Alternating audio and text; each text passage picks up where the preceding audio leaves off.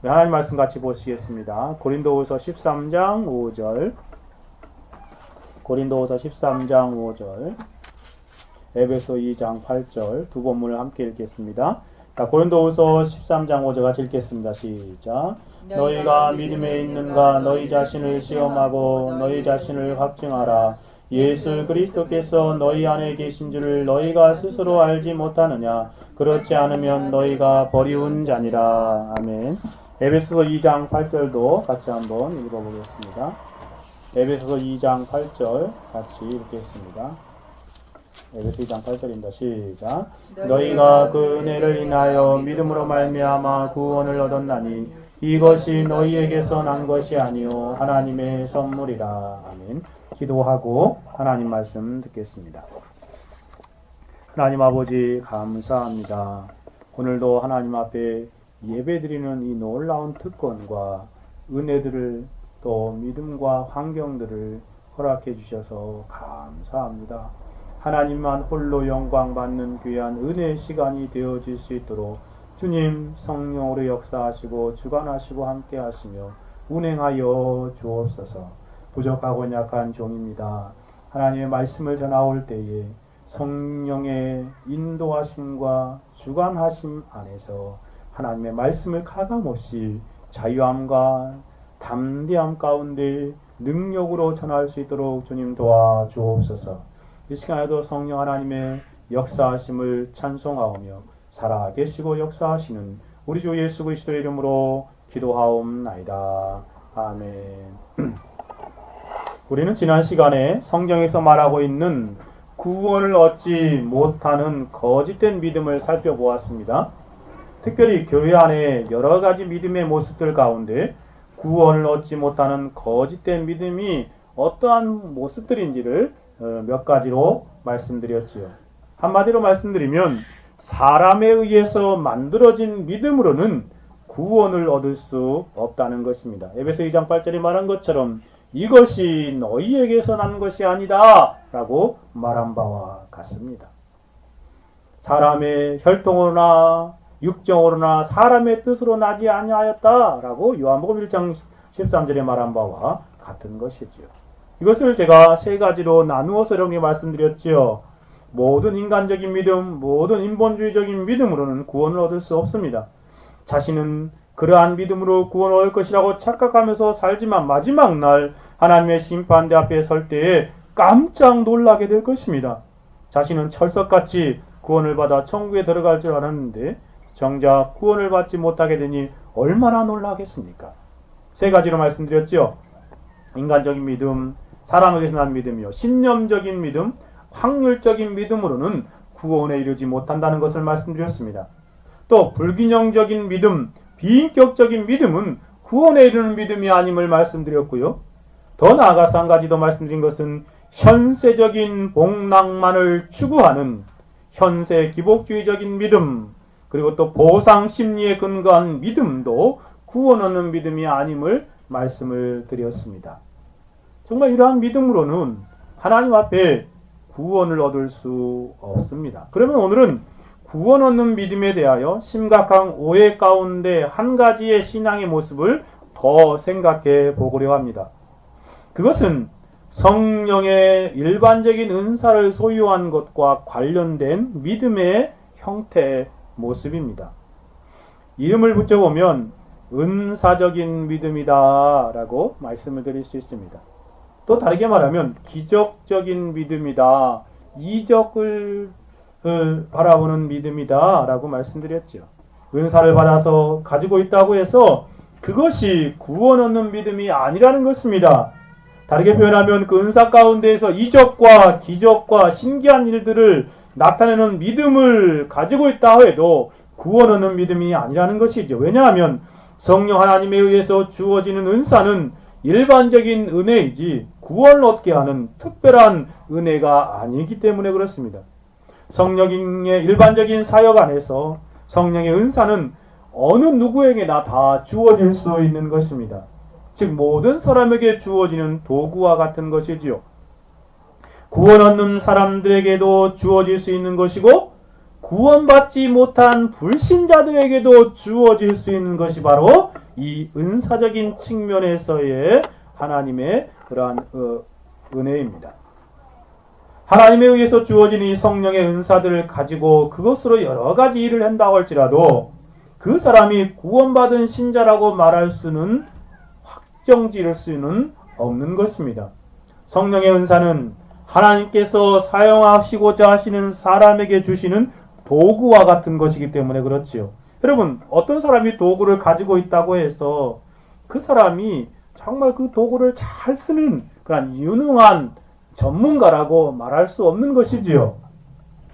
칼을 한번 예를 들어 봅시다. 칼을 가지고 있다고 해서 그 사람들 모두가 뛰어난 검객인 것이 아니며 또 그 사람이 유능한 의사인 것도 아니며 훌륭한 그러한 주방장, 셰프라고 말할 수 있는 것도 아니지 않습니까? 도구를 가지고 있는가가 그 사람이 누구인가를 결정하는 것이 아닙니다. 은사도 마찬가지입니다. 은사를 가지고 그것을 나타낸다고 해서 다 구원 얻는 신자는 아닌 것이지요. 그래서 은사적인 믿음은 구원 얻는 믿음이 아니라고 말씀드린 것입니다. 누군가가 하나님의 은사를 가지고 나타낸다 할지라도 그것이 구원 얻는 믿음을 소유한 사람이라고 우리가 단정지어 말할 수 없습니다. 왜냐하면 구원 얻은 사람도 주어 받을 수 있고 구원받지 못한 사람도 받을 수 있는 은사이기 때문에 그렇습니다.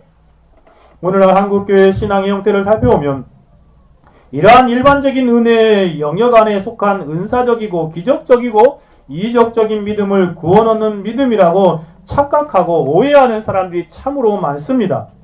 그럼 이 시간 은사적인 믿음에 대하여 구원 얻는 믿음인 것처럼 오해하고 착각하며 실제로 그렇게 가르치고 있는 모습들을 생각해 보며 성경의 관점에서 조명해 봅시다. 특별히 저는 교회 안에 문제들을 일으키고 있는 은사들 한 서너 가지만 여러분에게 한번 지적하며 말씀드려 보려고 합니다. 첫째로 방언의 은사를 한번 생각해 봅시다.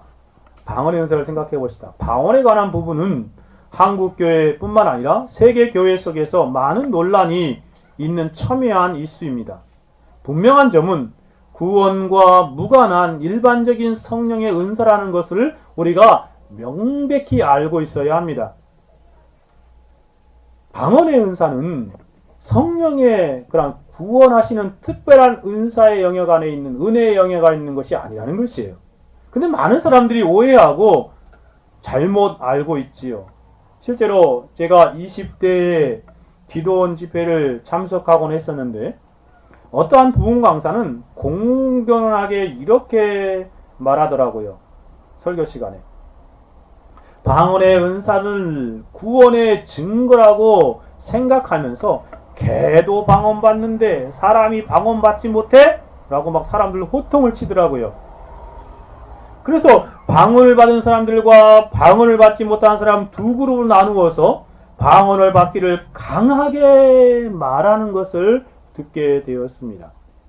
그래서 방언을 받기 위해서 이렇게 두 그룹으로 나눠놓고 기도하라고 강력하게 호소하고 자 기도합시다 하면서 방언을 위해 사모하며 기도하십시오 라고 하면서 막 기도하기 시작합니다. 그렇게 기도를 시작하다 보니 방언을 받지 못한 사람들의 그룹 가운데에서 입에서 막 이상한 말이 터져 나오는 거예요. 그리고 영적인 어떠한 존재에서 혀가 막 말려서 입에서 이상한 말들이 나오기도 하고 그렇게 막 그 방언 같은 것들이 그들에게서 쏟아져 나오는 것들을 옆에서 지켜보았습니다. 사람의 그런가 하면 또 사람의 그런 막 간절히 이렇게 막 집중하니까 그 스스로 그 자감 체험이라고 그러죠. 자감 체험에 의해서 입에서 이상한 말이 나오기도 하는 모습들도 보았습니다. 근데 여러분, 입에서 이상한 말이 나오는 그러한 현상을 경험했다고 해서 그것이 구원받았다는 증거는 아닙니다. 100번 양보해서 그러한 현상이 고린도전서 12장과 14장에서 사도 바울이 말하는 성령의 은사의 영역 안에 속하여 주어진 방언이라고 해도 물론 거기는 그것은 아니죠. 그러한 은사라고 할지라도 그러한 은사를 받은 것이 구원의 증표는 되지 않는다는 것입니다. 은사는 특별한 은혜의 영역 안에 있는 구원 얻는 믿음이 아니기 때문에 그렇습니다. 그리고 심지어 이 방언에 대해서 어떠한 기도원에서는 또 어떠한 교회에서는 방언을 받지 못한 사람들을 대상으로 방언을 가르친다는 이야기도 들려오지 않습니까?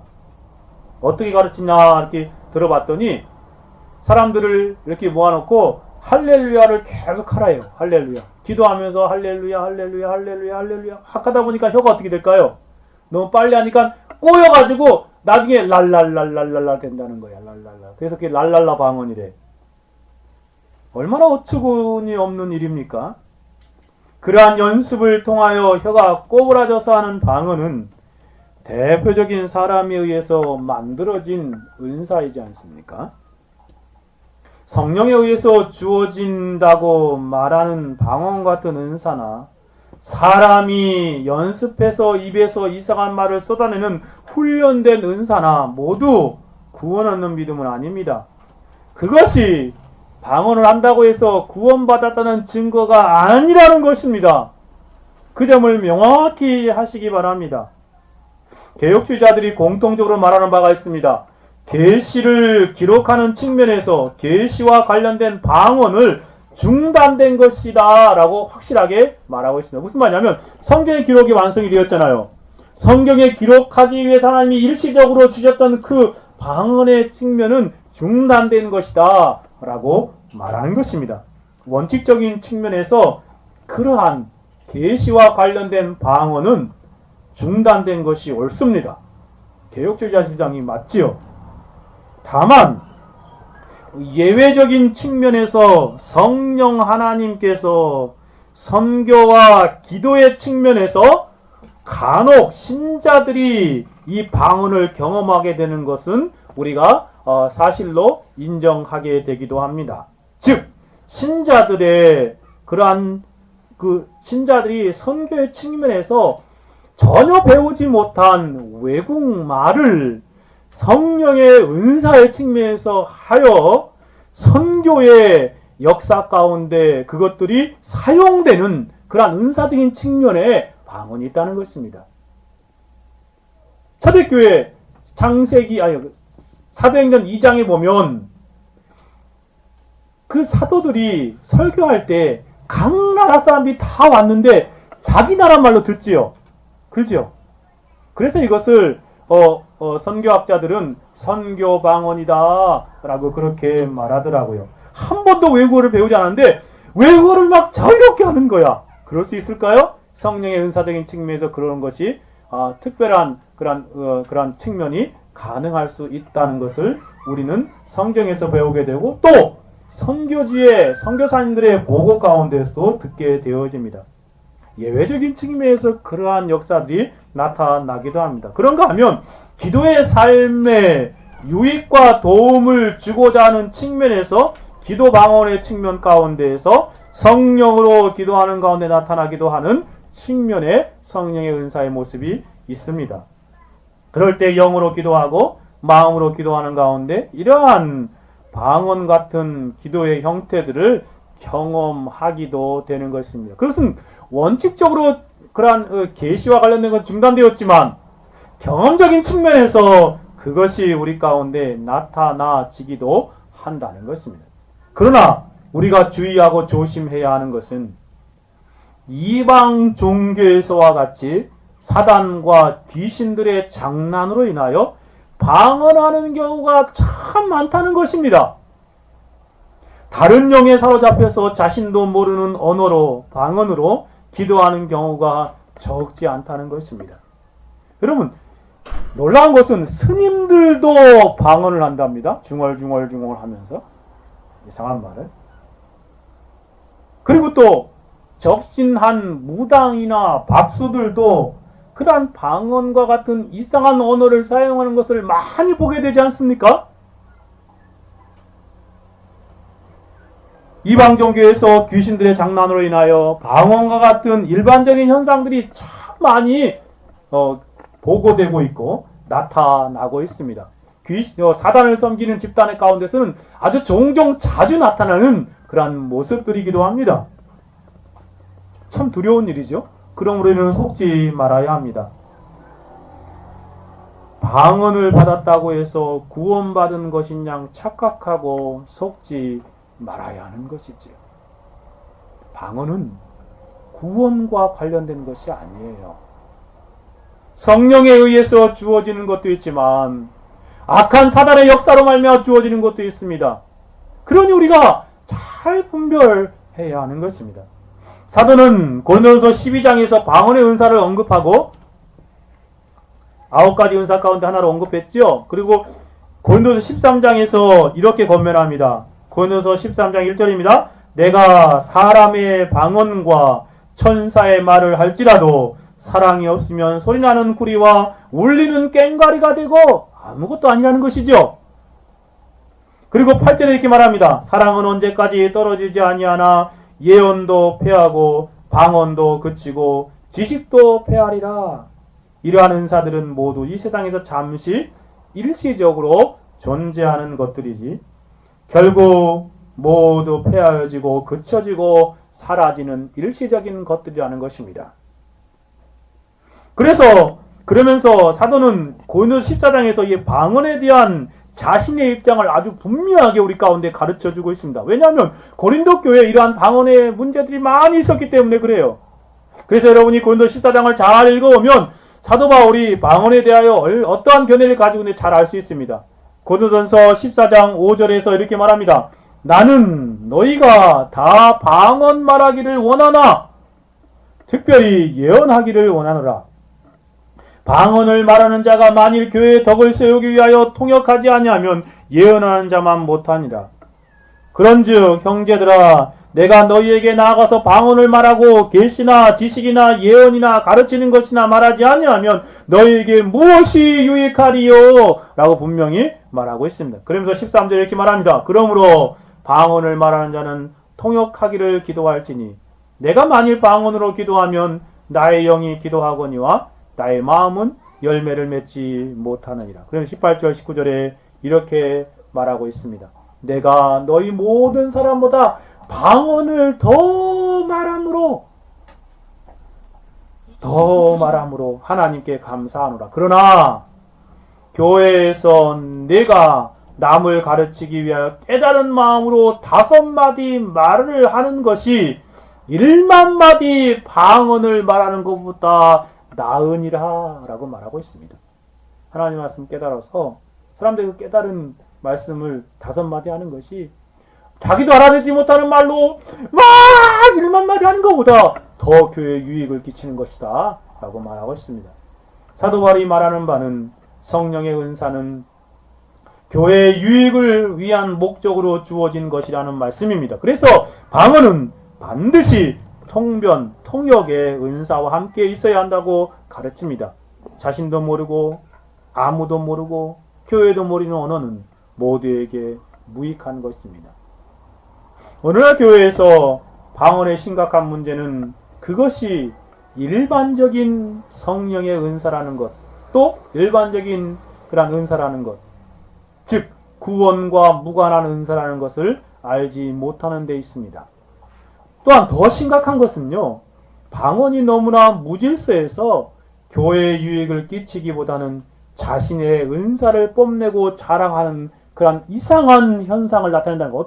어떤 분은요, 교회 대표기도 가운데 대표기도 하다가 갑자기 막 방언을 기도했대요. 아무도 못 알아듣게. 그게 무슨 말입니까? 그죠? 그리고 어떤 교회 가보면 새벽 기도 시간에 막 방언으로 막 혼자 기도하니까 옆에서 기도 못하고 그냥 도망 나와버려요. 여러분 도대체 그것이 무엇입니까? 너무나 무질서해서 교회 성도들에게 정말 유익을 끼치지 못하고 자신의 은사를 뽐내고 자랑하는 그런 안타까운 모습으로 전락되어 버렸습니다. 은사는 자랑할 것이 없지요. 그죠? 은사는 자랑할 것이 없는 것입니다. 자기가 잘나서 노력을 얻어지는 게 아니라 하나님이 그냥 은사로 주신 것이기 때문에 은혜의 선물로 주신 것이기 때문에 그래요. 참 안타까운 것은 방언의 은사에 대한 경험이 없는 사람들은 모두 사단에게 온 것이라고 중단된 것이라고 무시해 버립니다. 반면에 방언의 은사를 받은 사람들은 공적인 교회의 모임을 어지럽게 하고 혼란스럽게 합니다.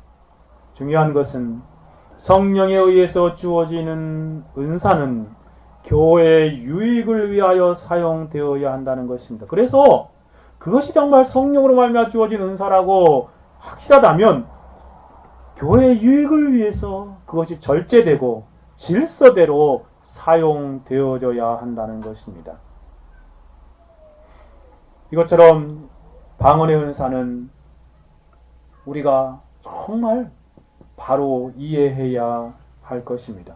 두 번째로 나아가봅시다. 예언의 은사를 한번 생각해 봅시다. 방언과 마찬가지로 예언의 은사도 구원과 관련이 없는 성령의 일반적인 은사입니다. 즉 성경은 예언의 은사를 나타내면서도 구원을 얻는 사람이 아닐 수 있다는 예증을 여러 곳에서 가르쳐주고 있어요. 여러분 이스라엘 구약을 한번 봅시다. 이스라엘의 초대왕 사울왕이 예언한 모습을 우리는 보게 되지 않습니까? 그가 선지자들의 무리 가운데 속해서 선지자처럼 성령에 감동되어서 예언을 하는 모습이 사무엘상 10장 10절 11절에 기록되고 있습니다. 그들이 산에 이를 때 선지자의 무리가 그를 영접하고 하나님의 신이 사울에게 크게 임함으로 그가 그들 중에서 예언을 하니 전에 사울을 알던 모든 사람들이 사울의 선지자들과 함께 예언을 하고 예언함을 보고 서로 이르되 기스의 아들이 당한 일이 무엇이뇨 사울도 선지자들 중에 있느냐 라고 하였다라고 말합니다. 이렇게 예언을 하는 사울왕을 보면서 그가 구원받은 사람이라고 우리는 단정지어 말할 수 있습니까? 아니지요. 성경은 사울왕의 구원에 대해서 무엇이라고 말합니까? 사울왕은 하나님에 의해서 버림받은 자로서 성령으로 시작하였다가 육체로 마친 대표적인 인물이지 않습니까? 사무엘상 16장 1절에 여호와께서 사무엘에게 이르시되 내가 이미 사울을 버려 이스라엘 왕이 되지 못하게 하였거늘 내가 그를 위하여 언제까지 슬퍼하겠느냐? 너는 기름을 뿔에 채워 가지고 가라. 내가 너를 베들레헴 사람 이새에게로 보내리니 이는 내가 그 아들 중에서 한 왕을 예선하였음이니라 라고 말합니다. 예언한다고 해서 성령으로 말미암아 주어진 예언이라고 해서 다 구원받은 사람들에게 나타나는 은사는 아니라는 것입니다. 그런가 하면 예언과 관련하여 또 한 사람을 우리는 구약에서 생각해 볼 수 있습니다. 그 사람이 바로 발람이라는 선지자입니다. 이방 선지자였지요. 발람 선지자는 하나님의 백성들을 저주할 수 없었고 도리어 축복하였습니다. 발락 왕의 그러한 요청에도 불구하고 하나님의 성령이 그를 통제하니까 이스라엘 백성들을 저주할 수 없었고 도리어 축복했습니다. 더욱더 놀라운 것은 그는 축복 가운데 메시아를 예언적으로 가르쳐주고 있지 않습니까? 민수기 24장에 보니까 17절에 내가 그를 보아도 이때의 일이 아니며 내가 그를 바라보아도 가까운 일이 아니로다. 한 별이 야곱에게서 나오며 한 홀이 이스라엘에게서 일어나서 모압을 이편에서 저편까지 쳐서 파하고 또 소동하는 자식들을 다 멸하리라. 누구를 예언한 것입니까? 예수 그리스도를 지금 증거하고 있지요. 성령의 놀라우신 그러한 예언의 은사가 그에게 임해가지고요. 예수 그리스도를 증거하고 있습니다. 매튜 미드가 유사 그리스도라는 책에서 그 전도 책자에서 이렇게 말합니다. 발람에 대해서. 발람은 그리스도에 관하여 분명하고 진귀한 예언을 하였지만 그리스도로 말미암아 아무런 유익을 얻지 못하였습니다. 하나님께서 어떠한 사람의 은사를 사용하셔서 다른 사람을 그리스도에게 인도하시지만 그의 은사를 하나님께서 사용하셨더라도 그 사람 자신은 그리스도에게 낯선 사람일 수 있습니다. 다른 사람을 믿음에 굳게 서게 할 수 있지만 막상 자신은 그 믿음의 타인일 수 있습니다. 라고 지적하고 있습니다. 얼마나 두려운 일입니까? 그리스도를 설교하고 그리스도를 드러내고 그리스도를 알려주고도 이와 같이 자신은 그리스도와 무관한 사람, 버림받은 자, 불신자일 수 있다니요. 오늘날 한국교회의 모습을 보십시오. 오늘날은 신사도 운동을 앞장서서 행하는 교회들을 보면 예언자 학교니 뭐 그런 것들을 막 만들어서 예언하는 기술을 가르치고 배우기도 한답니다. 실제로 그들이 하나님의 은사로 예언하는 것인지 시험해 보아야 합니다. 예언은 귀신의 영에 사로잡힌 무당들도 박수들도 하기 때문에 그렇죠. 또한 사람의 생각에서 지어낸 넘겨짚은 예언도 많기 때문에 그렇습니다. 서로 하나님의 은사로 그들이 예언을 했다고 해도 그러한 예언을 하는 자체가 그들이 구원받은 사람이라는 확증은 되지 않습니다. 예언은 일반적인 은사로 구원의 표징이 아니기 때문에 그렇습니다. 본래 성경에서 예언의 은사라고 하는 것은 설교를 말함입니다. 그래서 예언자는 오늘날에 적용하여 보면 설교자를 적용해 볼 수 있지요. 청교도들은 고린도전서 12장과 14장에 나오는 예언의 은사를 설교의 은사로 해석하곤 합니다. 그래서 그 청교도 유명한 책 가운데 그 설교의 기술이라는 책이 프로페사이징이라는 그런 제목이거든요. 그 예언하는 것, 설교 자체를, 그래서 설교의 그러한 어떤 그 방법들과 기술들을 설명하고 있는 그러한 책인데 거기에 바로 그 예언과 관련된 것을 단어를 사용하고 있습니다. 그래서 청교도들은 설교를 예언과 거의 동일한 말로 사용되고 있습니다. 실제로 한 사람이 설교를 하고 다른 사람이 설교를 들으면서 설교 연습하는 시간들을 가지기도 했다는 기록도 청교도들의 그러한 사역 가운데 읽게 되어집니다. 이러한 측면에서 우리는 설교하는 사람에 대한 경종으로 이러한 예언에 관한 측면을 생각하게 되지요. 설교의 은사를 가지고 설교를 잘 풀어서 설교하고 사람들이 크게 감동하도록 탁월하게 설교를 한다고 해도 그것이 은사적인 측면에서 그렇게 할 수 있다는 것입니다. 마치 말을 잘하고 입담이 좋은 사람이 말을 통해 사람들에게 많은 영향을 미치듯이 그렇게 할 수 있다는 것입니다. 설교도요. 그래서 어떠한 설교자가 설교를 훌륭하게 한다고 해도 구원받지 못한 사람일 수 있다는 것을 우리는 알아야 합니다. 참 두려운 이야기죠. 예언의 은사와 관련되어서요. 매튜 미드는 이 점 이렇게 말합니다. 은혜를 받은 자는 은사를 받습니다. 그렇지만 은혜를 받지 못한 사람도 동일한 은사를 받을 수 있습니다. 왜냐하면 성령께서 양자 모두에게 역사하기 때문에 그렇습니다. 아니, 이러한 의미에서 오히려 전혀 은혜를 받지 못한 사람이 최상의 은혜를 받은 사람보다 이런 면에서 더 큰 성령의 역사하심 아래 있을 수도 있습니다. 은혜를 받지 못한 고백자가 지극히 거룩한 신자들보다 더 큰 사를 가질 수 있습니다. 즉 그는 기도와 설교와 행함에서 더욱 탁월할 수 있습니다. 그러나 신자들은 성실함과 정직함에서 그 사람들을 능가합니다. 라고 말합니다. 사랑하는 여러분, 은사는 구원 얻는 믿음의 증거가 아닙니다. 불신자가 더 탁월한 은사를 가지고 사역할 수도 있습니다. 얼마나 두려운 일입니까? 그리고 실제로 우리는 교회 안에서 가끔 그러한 사람들을 만나게 되지 않습니까? 얼마나 놀라운 일입니까? 여러분, 구약성경뿐만 아니라 신약성경으로 와보십시오. 예수님께서는 무엇이라고 말씀하시는지 우리에게 크게 경종을 울리고 있습니다. 마태복음 7장에 가보면 예수님이 이렇게 말씀하시지 않습니까? 마태복음 7장 22절에 보니 그날에 많은 사람이 나더러 주여 주여 우리가 주의 이름으로 선지자하며 주의 이름으로 귀신을 쫓아내며 주의 이름으로 많은 권능을 행치 아니하였나이까 하리니 그때 내가 저희에게 밝히 말하되 내가 너희를 도무지 알지 못하니 불법을 행하는 자들아 내게서 떠나가라 하리라. 여러분, 예수님께서는 분명히 말씀하시지 않습니까? 여기 예수님께 와서 주여 주여 라고 예수님을 부르면서 그들이 하는 말을 주목해 보십시오. 그들은 주의 이름으로 세 가지 놀라운 일을 했습니다. 주의 이름으로 선지자 노릇을 하였습니다. 라고 말하지 않습니까? 오늘날의 표현으로 재해석해보면 주의 이름으로 설교를 했다는 것입니다. 주의 이름으로 훌륭한 설교를 하였다는 자랑입니다. 실제로 은사적인 측면에서 이러한 일을 하였던 인물이 예수님의 제자 가운데 한 사람 발견하지 않습니까? 바로 가룟 유다입니다. 가룟 유다는 예수님께서 12제자를 파송할 때 그 가운데 있었고 나가서 설교를 통하여 놀라운 전도와 능력을 나타냈습니다. 어떠한 청교도의 말처럼 가룟 유다는 위대한 설교자였습니다. 그는 복음 설교자였습니다. 그럼에도 불구하고 그는 어떻게 되었습니까? 가는 유다는 지옥에 갔습니다. 은사를 가지고 주님의 이름으로 선지자 노릇을 하면서 많은 사람을 이끈다 할지라도 지옥에 가는 사람들이 얼마나 많은지요. 바리새인들이 그러하고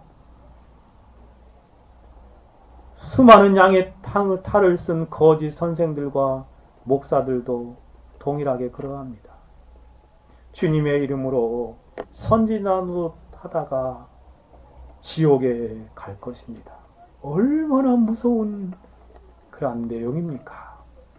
주여, 주여, 주의 이름으로 선지자 됐습니다. 그러면서 주님께서 그들에게 무엇이라고 말합니까? 그러한 사람들, 그때 내가 저희에게 밝히 말하되 내가 너희를 도무지 알지 못하니 불법을 행하는 자들아 내게서 떠나가라. 불법을 행하는 자들아 내게서 떠나가라. 얼마나 두려운 일입니까? 하나님 주신 은사를 가지고 놀라운 역사를 나타내었지만 주님께서 내가 너희를 도무지 알지 못한다 라고 말씀하십니다. 왜냐하면 불법을 행하는 삶을 그가 살아가고 있기 때문에 그렇습니다. 불법이 뭡니까? 하나님의 말씀을 가르치는 위치에 있지만 정작 자신은 하나님의 말씀대로 행하는 삶을 살지 않고 하나님의 말씀에 불법을 행한다는 것입니다. 오늘날 일부 한국교회 추문에 언급되는 일부 대형교회 목사들의 모습을 본 듯하지 않습니까? 설교로 많은 사람들을 모으고 영향을 미쳤지만 자신은 정작 불법을 행하는 모습으로 하나님 앞에 철면피로 살아가고 있습니다. 다윗과 같이 일시적인 연약함 한 번뿐인 것이 아니라 지속적으로 불법 가운데 행하며 뻔뻔한 모습으로 살아가고 있는 모습을 얼마나 안타깝습니까? 불법을 행하고도 뉘우치거나 회개할 줄 모른다는 소식을 들을 때 정말 저 사람이 은사적인 측면에서만 저렇게 설교했구나 라는 그런 단정을 지어보지 않을 수 없습니다. 주님은 이러한 사람들을 향하여 말합니다. 마지막 날에 내가 너희를 모른다. 불법을 행하는 자들아 내게서 떠나가라 라고 말씀하시는 것입니다. 저는 두 가지 생각해 보았죠. 방언의 은사적인 측면에서 그것도 구원받은 표징이 아니다. 구원 얻는 믿음이 아니다. 두 번째는 예언의 은사, 설교와 관련된 측면에서도 생각해 보았습니다. 한 가지만 더 생각해 봅시다. 은사적인 믿음의 측면에서 한 가지 더 생각하면 믿음의 은사와 신의의 은사와 능력 행함의 은사를 생각해 보시다. 사도행전 고린도전서 12장에 보면 성령의 은사가 9가지 나오지요. 어떤 얘기는 성령으로 말하면 지혜의 말씀, 첫 번째가 지혜의 말씀입니다. 어떤 얘기는 같은 성령을 따라 지식의 말씀, 세 번째는 다른 얘기 같은 성령으로 믿음을, 이 믿음의 은사로 나오고 있죠. 그리고 또 어떤 얘기는 한 성령으로 병 고치는 은사를 오늘날 말하면 신의의 은사요. 또 어떤 얘기 능력 행함, 그 능력 행함 귀신을 쫓아내고 축기하고 그런 역사들을 나타내는 것이요. 어떤 얘기는 예언함을, 어떤 얘기는 영들 분별함을, 다른 얘기는 각종 방언 말함을, 어떤 얘기는 방언 통역함을 주시나니 라고 말. 이 모든 일은 같은 한 성령에 행하사 그때로 각 사람에게 나누어 주시니라 라고 말하고 있습니다. 여기 보시면 특별히 믿음의 은사가 나오고 있습니다. 믿음의 은사는 성령의 9가지 은사 가운데 세 번째로 등장하고 있고 병 고침의 은사는 네 번째로 등장하고 있습니다. 능력 행함은 5번째로 등장하고 있죠. 여러분 여기서 우리가 알아야 할 중요한 사실이 있습니다. 믿음은 두 가지 측면이 있다는 것이에요. 하나는 은사적인 측면에서 믿음이 있다는 것이고 하나는 은혜적인 측면에서 믿음이 있다는 것입니다. 은사적인 측면에서의 믿음은 구원 얻는 믿음이 아닙니다. 은혜적인 측면에서 믿음이 구원 얻는 믿음이지요. 이 차이를 잘 아십니까? 존 칼빈은 이렇게 말하더라고요. 은사인 믿음은 특별한 종류의 믿음입니다.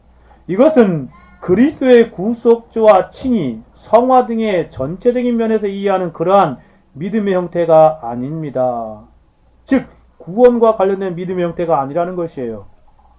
기적과 그리스도의 이름으로 나타내는 그러한 형태의 믿음을 나타내는 것입니다. 아까 주여 주여 하면 하는 사람들이 그런 많은 그런 믿음이죠. 주의 이름으로 선지하느라고 주의 이름으로 귀신을 쫓아내며 주의 이름으로 많은 권능을 그 할 때 그 주의 이름으로 나타난다는 그러한 형태의 믿음을 말하는 것입니다. 가룟 유다도 그가 그리스도의 이름으로 이적을 행하였을 때 바로 이러한 은사적인 측면에서 믿음을 가졌던 것입니다.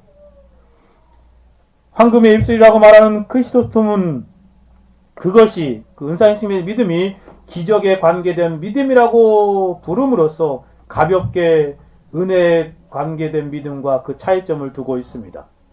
기독교의 교리와 교훈이라고 하지 않습니다. 그리고 모든 병 고친 은사가 무엇을 의미하는지 저와 여러분 모두 다 알고 있는 바입니다. 진실로 그렇습니다. 은사적인 측면에서 믿음은 구원 얻는 믿음이 아닙니다. 은사적인 믿음을 통하여 많은 역사를 나타낸다고 해도 그 사람은 구원을 얻지 못한 사람일 수 있다는 것입니다. 여러분, 믿음의 역사가 엄청나게 나타나기도 하지요. 어떤 사람은요, 정말 믿음이 큰 일들을 행하는 것을 우리는 보게 됩니다.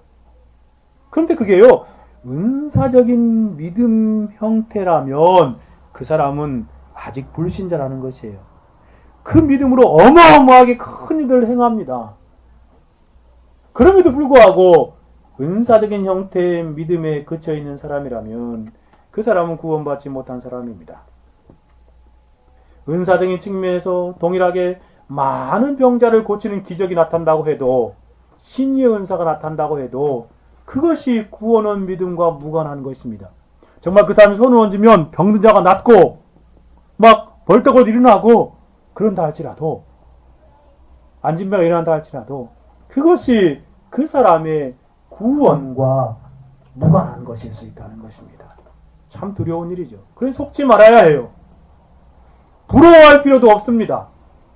그것은 일시적으로 주어진 성령의 일반적인 도구로 사역 안에서 주어진 은사에 불과한 것이기 때문에 그렇습니다. 이러한 측면에서 우리는 어떠한 믿음의 은사를 가지고 또 신유의 은사를 가지고 능력 행함의 은사를 가지고 많은 기적을 나타내는 사람들을 잘 분별해야 합니다. 교회 안에 이러한 일을 행하는 이상한 목회자들이 얼마나 많습니까? 은사로 사람들을 현혹하여서 사람들을 호리고 착취하는 양의 탈을 쓴 이리들이 얼마나 많은지 모릅니다. 어떤 목사님은 그것을 기독교 무당이라고 말하더라고요. 우리는 분별하고 속지 말아야 합니다. 기적이 나타나고 신유가 나타나고 능력이 나타난다고 해서 무조건 맹신하는 어리석은 삶을 살지 마십시오. 말세의 영들을 잘 분별해야 합니다. 말세에는 영들을 다 믿지 말고 그 영들이 하나님께 속한 영들인가를 잘 분별하고 따라가야 합니다. 예수님께서는 마태복음 24장에서 거짓된 사람들이 많이 일어나 사람들을 미혹할 것이라고 말씀하시지 않습니까? 그러니 우리는 조심해야 합니다. 그들이 정말 놀라운 기적과 능력과 이적들을 나타낸다고 할지라도 그것이 우리가 하나님께만 속한 것이라고 단정 지을 수 없는 것입니다. 요한 사도는 계시록에서 말세에 일어날 징조들을 알려주고 있습니다. 잘 분별하도록 우리에게 이러한 경계를 주고 있죠. 계시록 13장에 보면은요, 어떤 사람이 나타나가지고 놀라운 기적과 능력을 나타내는 모습을 보게 됩니다. 하늘에서요, 그 사람 기도하니까 불이 막 뻥 떨어지는 그런 역사들이 나타나는 모습을 보게 됩니다. 그런데 계시록 13장에 보니 11절에 내가 보매 또 다른 짐승이 땅에서 올라오니 새끼 양같이 두 뿔이 있고 용처럼 말하더라. 저가 먼저 나온 짐승의 모든 권세를 그 앞에 행하고 땅과 땅에 거하는 자들로 처음 짐승에게 경배하게 하니 곧 죽게 되었던 상체가 나은 자니라. 큰 이적을 행하되, 기적과 이적을 행합니다. 심지어 사람들 앞에서 불이 하늘로부터 땅에 내려오게 하고, 여러분 여기서 만약에 어떤 사람이 막 설교하는데 불이 하늘에서 막 팍 떨어진다고 해봐요. 엘리야가 기도하는 것처럼. 어마어마한 일이죠. 짐승 앞에서 받은 바 이적을 행함으로 땅에 거하는 자들을 미혹하며 땅에 거하는 자들로 이르기를 칼에 상하였다가 살아난 짐승을 위하여 우상을 만들라 라고 말하고 있습니다. 여기 짐승에 의해서 그러한 일도 나타나고 있다는 것입니다. 짐승은 사단의 졸개이지 않습니까? 이러한 놀라운 은사적인 역사와 기적을 행하는 자들이 누구입니까? 사단의 졸개인 짐승이지 않습니까? 은사와 이적과 기적은 사단도 행하는 바입니다. 아무리 엄청난 이적과 기적을 나타내어도 그것이 모두 하나님의 역사가 아닙니다. 한때 한 이단이 막 방송을 통해서 수없이 많은 그러한 안진뱅이들 막 병든 자들을 고치는 그러한 기적들을 막 한다고 막 아주 엄청나게 광고하며 사람들을 어마어마하게 모았지요.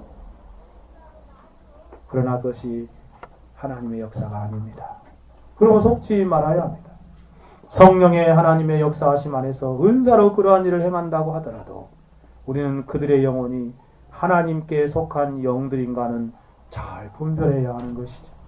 분별할 수 있는 중요한 기준은 그들이 하나님 말씀 안에서 행하고 있는가, 하나님 말씀에 벗어나지 않는가, 하나님의 말씀을 따라 살아가고 있는가, 하나님의 말씀을 어기는 불법을 행하는 사람이 아닌가 살펴보아야 합니다.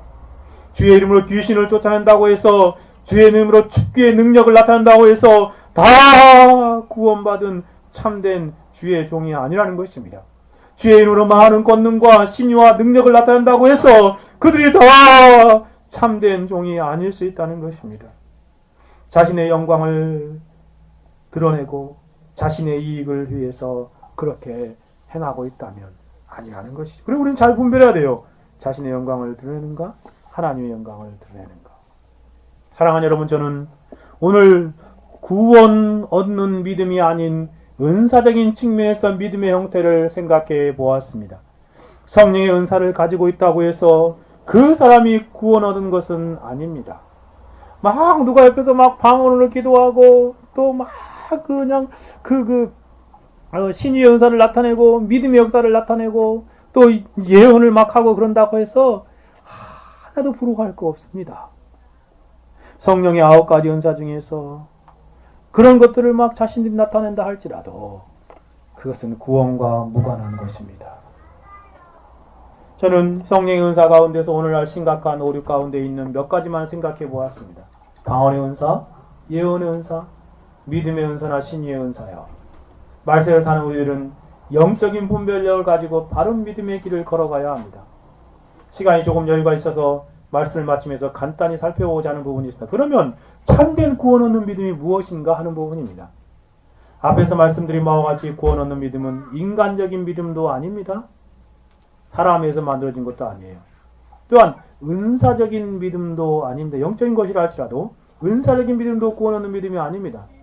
특별히 은사는 일반적인 은혜에 속한 것으로 불신자들에게 주어지는 것이라고 말씀드렸습니다. 그게 귀신에 의해서 주어지는 것이든 성령에 의해서 주어지는 것이든 그렇다는 것입니다. 그러니 은사를 가지고 있다고 해서 자랑할 것도 없고 부러워할 것도 없습니다.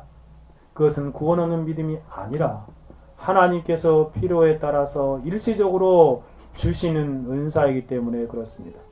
그러면 구원 얻는 믿음은 어떠한 것입니까? 다시 에베소 2장 8절로 한번 다시 돌아와 볼까요? 에베소 2장 8절 다시 한번 읽어봅시다. 같이 읽어봅시다. 시작.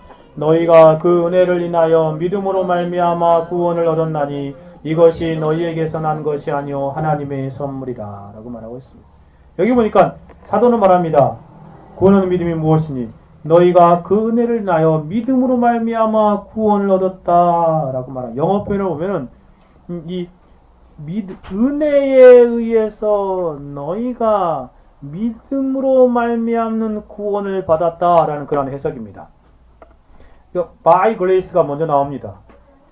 강조된 것이죠. By grace you have been saved. 그 다음에 through faith라고 말하고 있습니다. 즉 은혜에 의해서 너희가 믿음으로 말미암는 구원을 받아졌다라는 말입니다. 여기 보면은 구원 얻는 믿음이 무엇인지 두 가지로 우리에게 말해주고 있지요. 구원 얻는 믿음은요, 은사가 아니라 뭐라는 것입니까? 오직 은혜라는 것입니다. 즉, by grace. 은혜에 의해서 되어지는 것이죠. 구원 얻는 믿음은 오직 은혜입니다. 은사가 성령 하나님의 외적인 사역이라고 한다면 은혜는 성령 하나님의 내적인 사역입니다. 성령께서 사람의 내면에 역사하시는 것이죠. 외부의 도구로 일시적으로 주어진 은사가 그것이 은사라고 한다면 은혜는 내부에 근본적으로 주어져서 지속적으로 머물러 있는 성령의 역사입니다.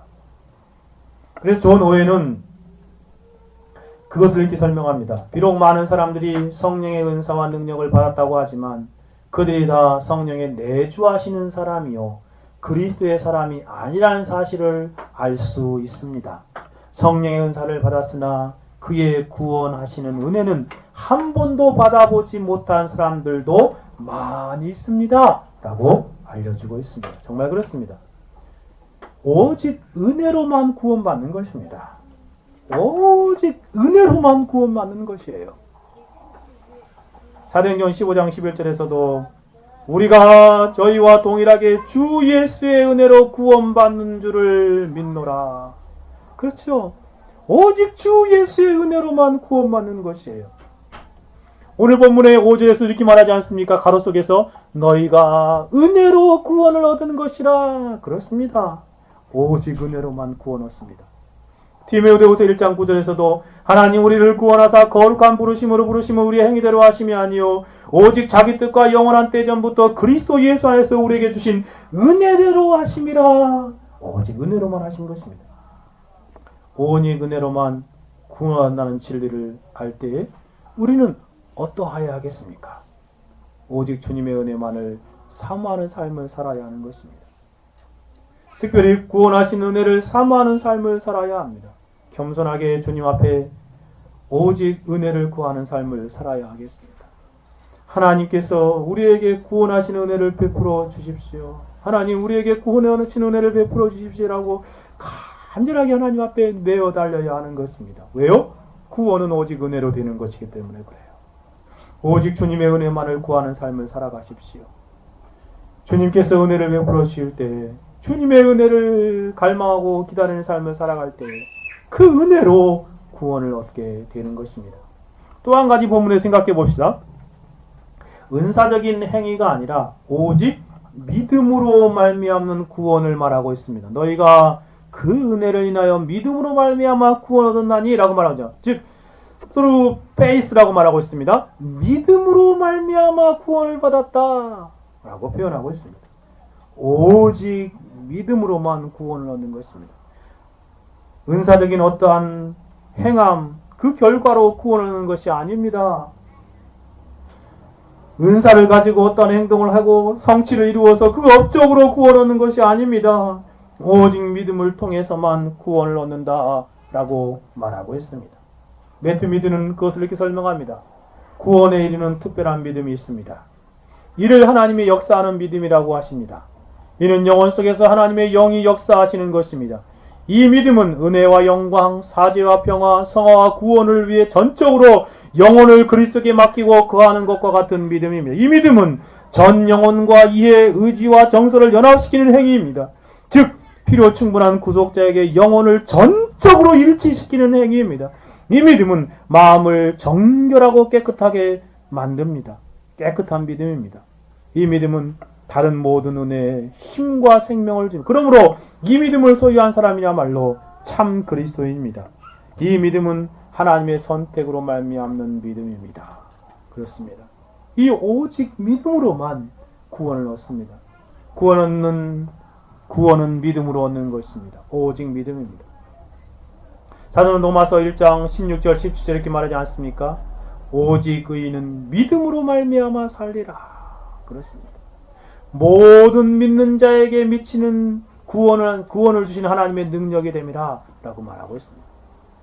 히브리서 11장 7절에서도 믿음으로 노아는 아직 보지 못한 일을 경고를 말씀하여 경외하심을 따라 방주를 예배하여 그 집을 구원하였으니 라고 말하고 있습니다. 이로 말미암아 세상이 정죄하고 믿음을 쫓는 의의 후사가 되었느니라 라고 표현하고 있습니다. 믿음으로 그 집을 구원하였습니다. 디모데후 3장 15절에서도 또 내가 어려서부터 성경을 하나의 성경은 능히 너로 하여금 그리스도 예수라는 믿음으로 말미암아 구원에 이르는 지혜가 있게 함이라. 믿음으로 말미암는 구원에 이르는 지혜요. 성경 통해서 얻게 되는 것입니다.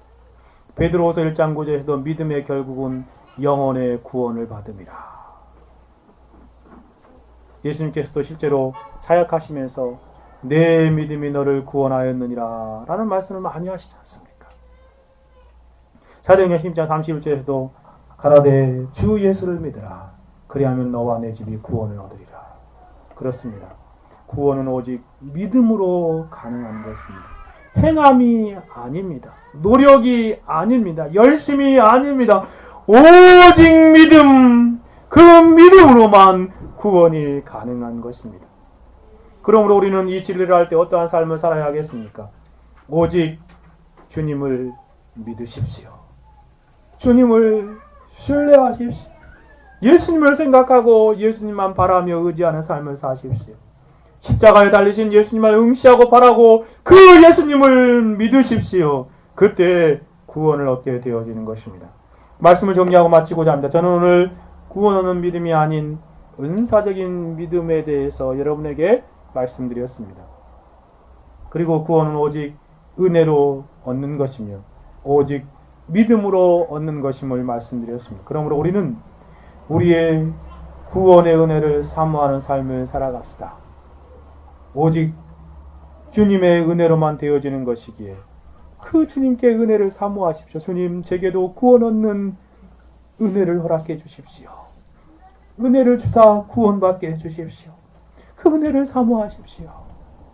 그리고 오직 주님을 믿고 의지함으로 참된 구원을 얻게 해주십시오. 라고 간절히 기도하며 소원함으로 저와 여러분이 구원 얻는 믿음을 소유하게 되는 그러한 영혼들이 되어지기를 간절히 소원합니다. 같이 한번 기도하겠습니다. 들은 말씀 생각하며 기도합시다. 하나님, 정말 우리가 구원 얻는 믿음, 그 믿음을 바로 알고 깨달아서 구원 얻는 놀라운 은혜를 누리게 하옵소서. 정말 오직 은혜로 구원 얻는다 말씀하셨사오니 하나님 우리에게 은혜를 베풀어 주시고 또 오직 믿음으로 구원 얻는다고 하셔서 우리가 예수를 믿어 구원받게 하옵소서. 같이 한번 기도하겠습니다. 같이 한번 기도합니다.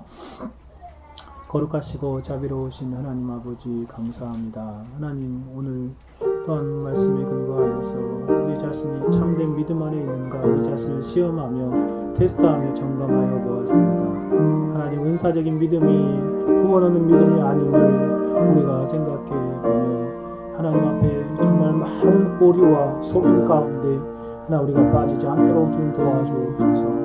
한국 교회에 얼마나 많은 사람들이 하나님 착각하고 오해하며 거짓된 그러한 가르침들을 속아 있는지요.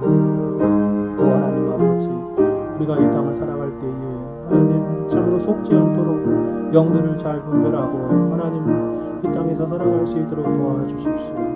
하나님, 우리들은 참 오직 은혜로만 구원한다 말씀하시오니 하나님의 그 놀라신 은혜를 우리가 더 깊이 깨닫게 하여 주시고 우리에게도 그 구원하는 은혜를 허락하여 주셔서 하나님 그 은혜로 말미암아 한 영혼도 예외 없이 다 구원받을 수 있도록 도와주옵소서. 청교도 개국교회에 출석하는 모든 영혼들이 하나님이 은혜를 주셔서 그 은혜로 구원받게 하여 주옵시고 하나님 믿음으로 예수 그리스도를 바로 믿어 구원받을 수 있도록 주여 역사하여 주시기를 간절히 소원하고 바라옵나이다. 하나님 아버지, 그래서 그 구원의 감격 가운데 하나님께 영광 돌리는 삶을 살아갈 수 있도록 주여 역사하여 주옵소서. 오 하나님 아버지, 감사합니다. 홀로 영광 받으시기를 원하오며 살아계시고 역사하시는 우리 주 예수 그리스도의 이름으로 기도하옵나이다. 아멘.